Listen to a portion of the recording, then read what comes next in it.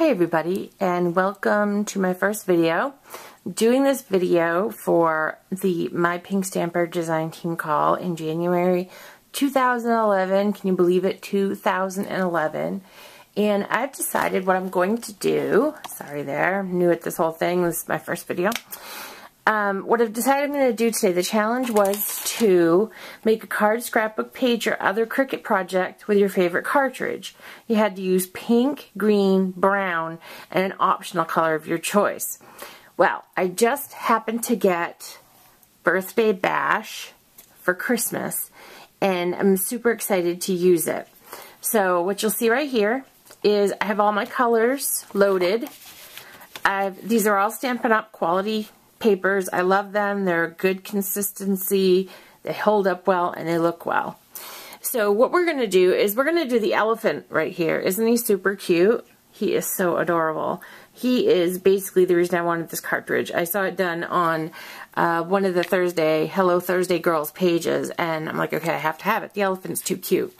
So what we have loaded, we have the black, and that's going to be the base down here, the black. Then we have this green, which is certainly celery, and that's going to be the big part of the elephant that you see here. Then we're going to go on to layer 1 right here, which is barely banana. And bad news, that is retired. However, if you do have the Imagine, you can make the color using RGB codes. Then we're going to move on to the shift of layer 1, which is going to be right here for his cute little feet and his saddle and his tongue. And for that, we're using pink pirouette. And the last one is going to be up here at layer 2. And for that one, we're going all the way over here and using Old Olive. So now that we've got these loaded, let's get to the Cricut.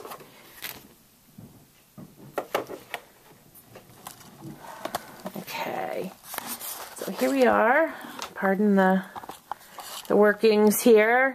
A little crazy, a little off kilter, but we're doing good. Okay, now that I've got you adjusted, let me put my mirror up so you can see. Okay, I keep my speed and my pressure all the way up. Today we are going to make this at 4 inches. All of my papers are 4 1/4 by 4 1/4, except the Barely Banana, which is 4 1/4 by 4, because it should be enough with just his part to his saddle. So let's get the paper loaded in.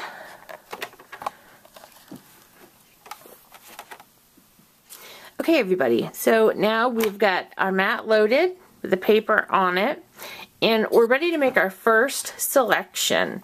So what we're going to do is we're working first with the Certainly Celery, which again was going to be in our handbook. It's going to be the shift of the elephant. So what we're going to do is we're going to come up here and we're going to look for our elephant.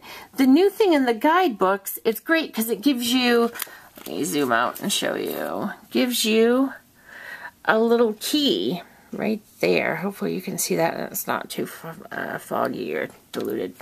So here we go. We actually have an idea what they are now instead of trying to figure it out.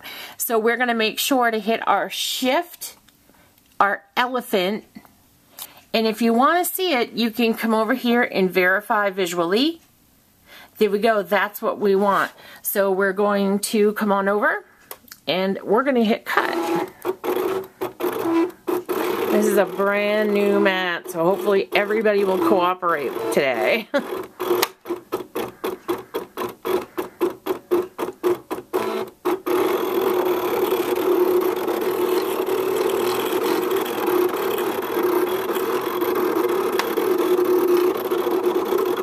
Oh, and we went off the paper a little bit. So what that means is I'm going to have to stop here, get another piece of paper for the Certainly Celery.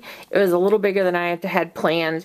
And what I would probably do to avoid wasting all the other pieces that I've already cut is go down to 3 3/4 instead of 4 inches for the elephant. He looks like he's going to be a pretty good size. Let me just show you. Oh, he's huge. He's adorable, but he's huge. He's very, very cute. So let me do that. I'm going to regroup, get the paper on there. And now that I've shown you a little bit, see, isn't he super cute? He's just very huge.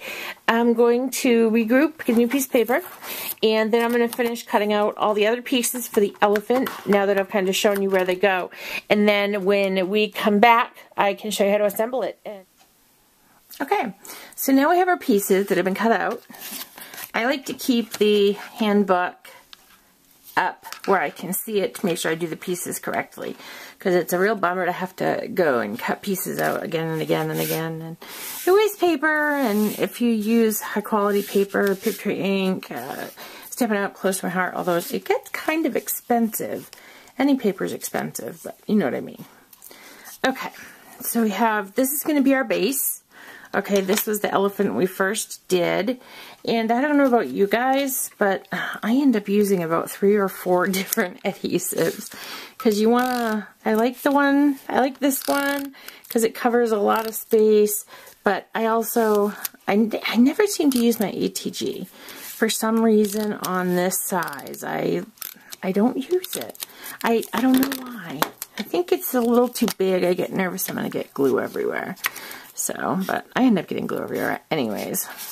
But you know what? I love it. It's my craft. It's my hobby. It's my life. I take live, love, scrap to heart. It is, I'm in here every day doing something, and it's just, I love it. And there's nothing that would ever make me give it up. So when I'm doing the layers, when I'm assembling the layers, I like to put them together in the way they're supposed to go, if that makes sense. I know that probably sounds stupid and everybody's like, well, duh.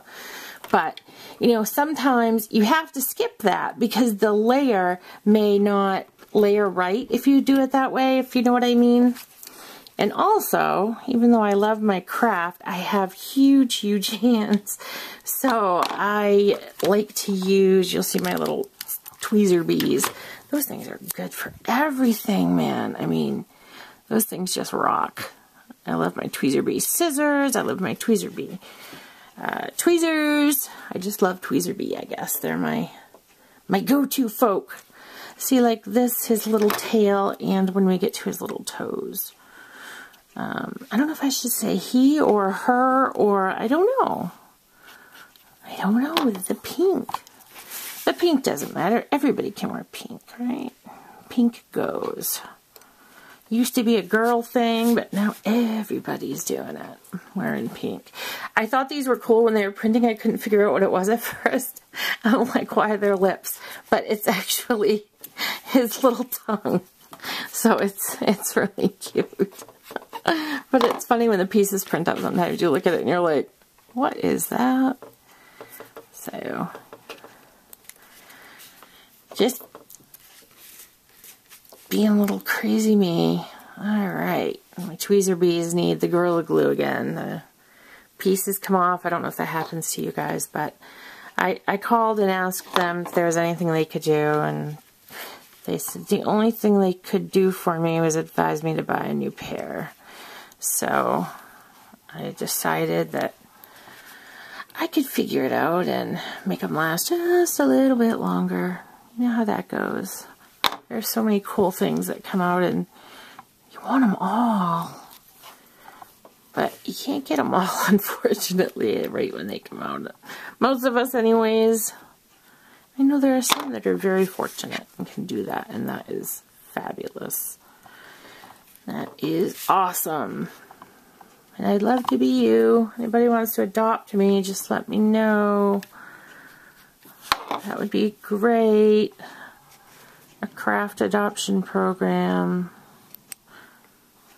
Although my parents are super cool, they were super good to me, and I ended up getting the Imagine for Christmas.